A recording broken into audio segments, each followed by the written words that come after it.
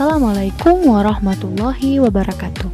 Halo anak-anakku semua, bagaimana kabar kalian hari ini? Ibu harap kalian semua dalam keadaan sehat, dalam keadaan baik, dan tentunya tetap semangat dalam belajar matematika bersama Bu Husnul. Nah, materi kali ini kita akan membahas tentang fungsi komposisi. Agar kalian bisa memahami materinya dengan baik, perhatikan baik-baik ya penjelasan Ibu, jangan di-skip. Oke, selamat belajar. Nah, jadi untuk materi fungsi komposisi ini adalah lanjutan dari materi sebelumnya yaitu tentang operasi aljabar fungsi. Nah, jadi Ibu harapkan kalian semua telah memahami dengan baik operasi aljabar fungsi ya. Oke. Nah, jadi fungsi komposisi itu adalah penggabungan operasi dua fungsi secara berurutan yang akan menghasilkan sebuah fungsi baru.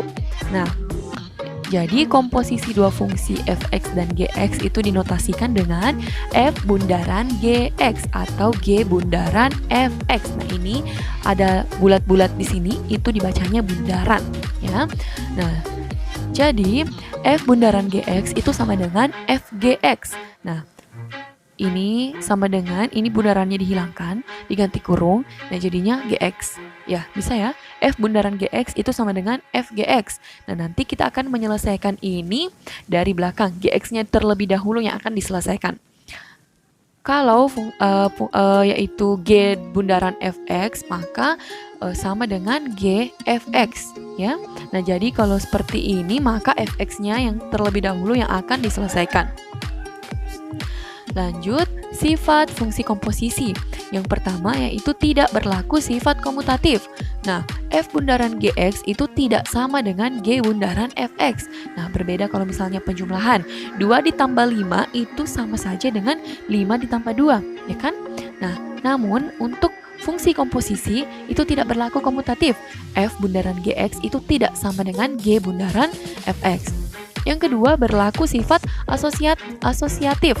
Nah, F bundaran G bundaran Hx itu sama dengan F bundaran G bundaran Hx.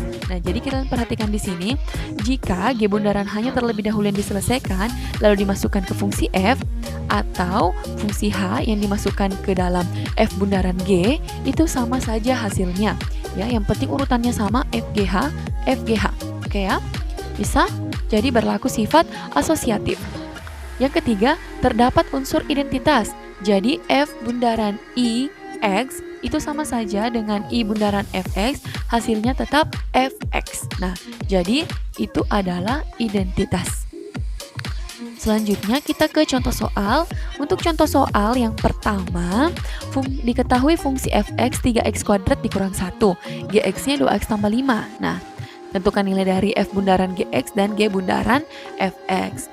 Nah, jadi yang pertama, bagian A, F bundaran Gx. Nah, jadi F bundaran Gx itu sama saja dengan tadi bentuknya Fgx, ya kan? Kita menyelesaikan dari belakang. Jadi, fungsi Gx dulu. Fungsi Gx tadi di sini adalah 2x tambah 5. Jadi, F 2x tambah 5. Nah, F 2x tambah 5, kenapa bisa 2x tambah 5? Ini Gx-nya diganti ya dengan 2x tambah 5. Sesuai di soal, karena nilai Gx itu sama dengan 2x tambah 5. Nah, lalu F 2x tambah 5, bagaimana mencari hasilnya? Nah, perhatikan fungsi Fx. Fungsi Fx di sini adalah 3x kuadrat dikurang 1. Jadi, nilai x-nya diganti dengan 2x tambah 5. Hasilnya 3 2x tambah 5 pangkat 2 dikurang 1. Nah, jadi x-nya diganti dengan 2x tambah 5. Lalu selesaikan di sini selesaikan dulu pangkat 2-nya. Hasilnya adalah caranya seperti ini. 2x berpangkat 2 itu adalah 4x kuadrat. 5 berpangkat 2 hasilnya 25. Lalu kali dari belakang ke depan. 2 dikali 5 10, 10 kali 2 20x dikurang 1, ini tetap.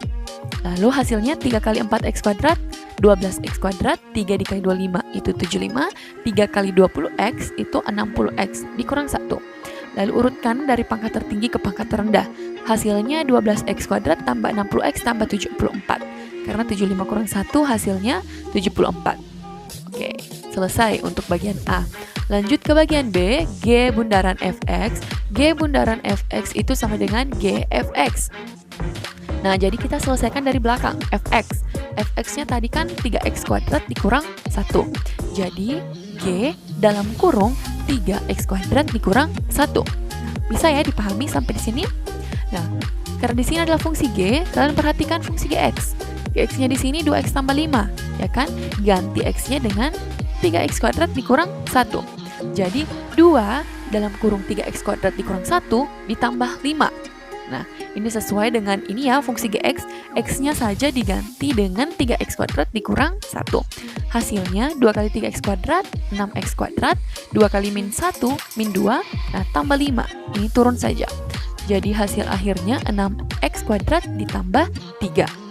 Oke, selesai untuk contoh soal yang pertama.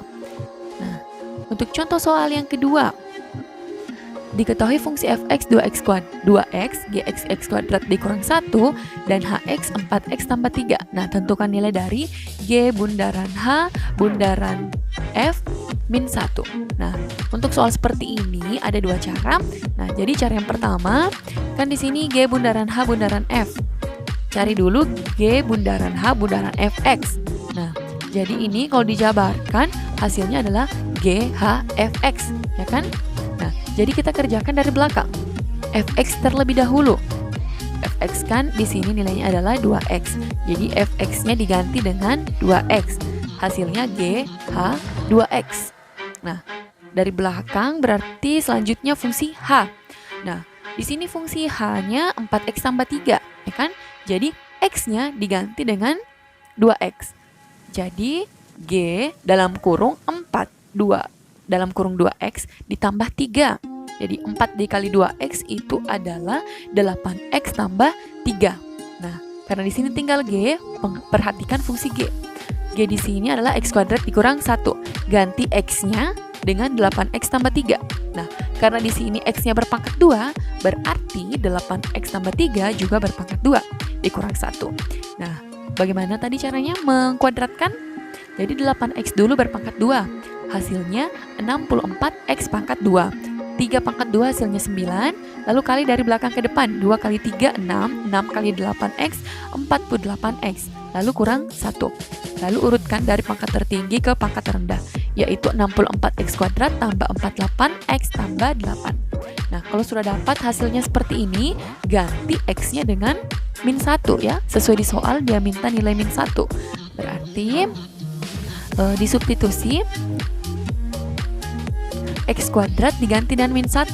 Min 1 berpangkat 2 itu kan hasilnya positif 1 ya. 64 kali 1 hasilnya 64. Nah, x di sini juga diganti dengan min 1. Berarti 48 kali min 1 itu adalah min 48. Terus tambah 8. 64 dikurang 48 tambah 8 itu adalah 24. Nah, jadi nilainya adalah 24. Oke, untuk cara yang kedua, nah, cara kedua ini kalian bisa langsung memasukkan nilai min 1 tanpa perlu mencari g bundaran h bundaran fx, langsung ganti dengan min 1. Nah, di sini kan g bundaran h bundaran f kan itu adalah gh fx. Nah, dari paling belakang itu kan fx. Fx adalah 2x. Langsung ganti x-nya dengan min 1. Berarti 2 kali min 1 hasilnya min 2. Jadi GH min 2. Fx-nya tadi sudah menjadi min 2. Karena disubstitusikan nilai min 1 di sini ya. 2 kali min 1 min 2. Nah, selanjutnya fungsi H. H min 2. Nah, jadi ganti x-nya dengan min 2. Hasilnya G 4 kali min 2 tambah 3. Jadi 4 kali min 2 itu adalah min 8. Min 8 tambah 3 itu adalah min 5. Jadi G min 5. Perhatikan fungsi Gx. Gx itu kan x kuadrat dikurang 1. Ganti x-nya dengan min 5. Jadinya min 5 kuadrat tambah 1. Min 5 kuadrat dikurang 1. Nah, min 5 berpangkat 2 itu adalah positif 25 ya. Min 5 kuadrat kan itu adalah min 5 kali min 5. Jadi positif 25 dikurang 1 itu adalah 24. Nah, sama ya dengan yang tadi. Jadi ini tergantung dari anak-anakku semua yang mana yang dianggap mudah. Oke, untuk materi hari ini sampai di sini dulu. Jika ada yang tidak dimengerti atau terlewatkan penjelasannya, bisa dikembalikan dulu videonya, pelajari kembali. Namun jika betul-betul tidak bisa dimengerti, silahkan chat Ibu via WhatsApp. Oke ya. Sekian, Assalamualaikum warahmatullahi wabarakatuh.